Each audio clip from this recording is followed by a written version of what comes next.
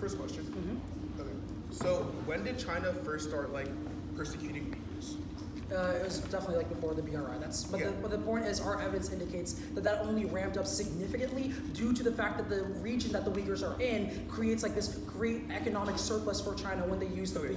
But Can I ask a question? Well, can I have a follow-up real quick? No, it's Crossfire. We go back and forth. Can I ask you a question? Yeah. Okay, so let's talk about like your Chinese recession, right? Yeah. Like when will the Chinese recession hit?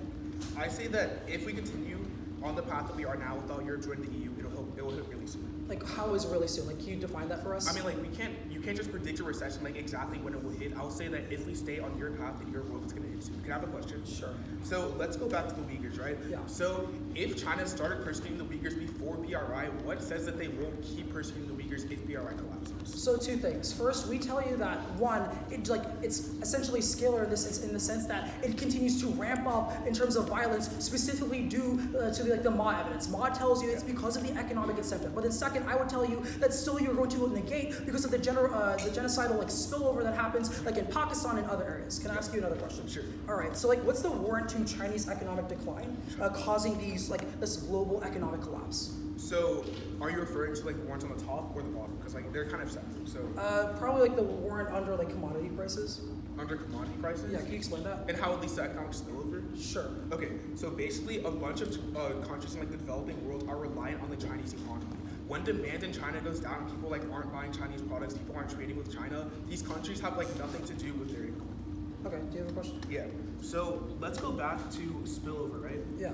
So you told me that if the BRI doesn't collapse and we keep persecuting Uyghurs, it's going to spill over into like things like the Balochists, right? Yeah, and that's because like the persecution of the Uyghur people is like probably the largest since the Holocaust, and also specifically because like the BRI will continue to be built through other areas like in Pakistan. Like why don't other countries speak out about this? Why is this happening? Yeah, so the Ma evidence is like very clear in that, and that's because of like the dependence that like China creates through the BRI. No, not countries in the BRI, but countries apart from the BRI, like the United States, like the United States. Or like. So like we're just gonna rely on other actors to solve them, like. No, I mean like if this is such a big international crisis, why isn't anyone talking? Because the U.S. isn't like trying to join the BRI. Like okay, I can't tell you like why like the U.S. like hold on, Neo, wait a bunch of like marginalized communities. The United States isn't gonna say anything or like nothing's gonna happen. Hold on, but how is the neg supposed to like solve for that? Like we're not advocating for the U.S. to join the BRI.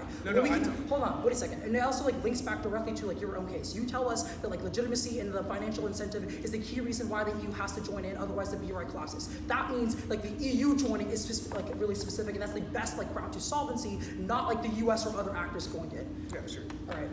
Was that cross? Or? 10 seconds left. So.